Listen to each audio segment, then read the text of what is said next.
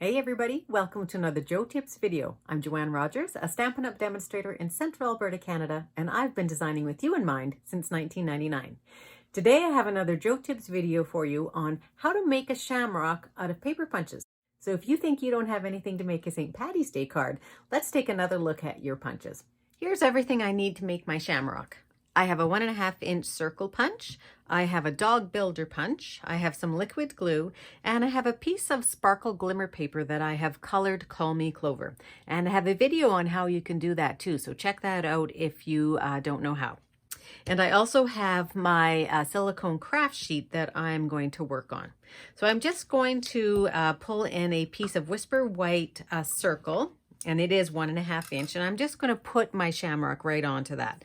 So the dog builder punch has this cute little heart here. So we're making a little shamrock. So you can always make a shamrock out of 4 hearts. And so I'm making a little one for my 3x3 card. So I cut my glimmer paper down so that I will just get a little piece here, and I'm not going to cut the dog. So you need 4 of these. So there I have my 4.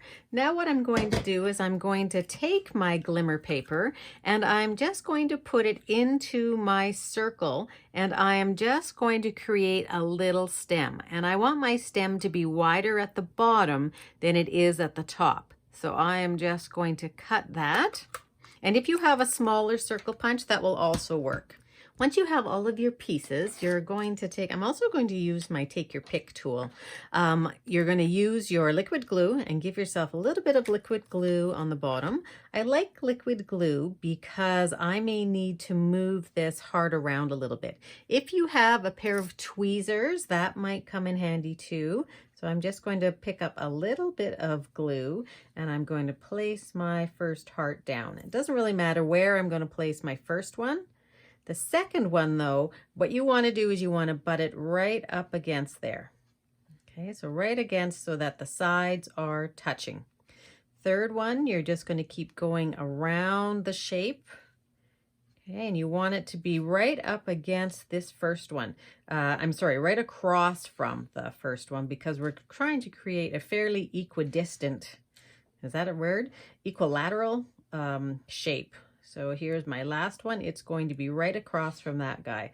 So I've created my shamrock, and now I'm just going to put a little tiny bit of liquid glue again, and I'm going to add it to the stem this time. And my stem is going to come off from the side, and it's just going to go down here. Okay, and then all I have to do is trim off that stem. And then all you need to do, give it a little bit more glitz, is just stick a rhinestone or something right in the center there.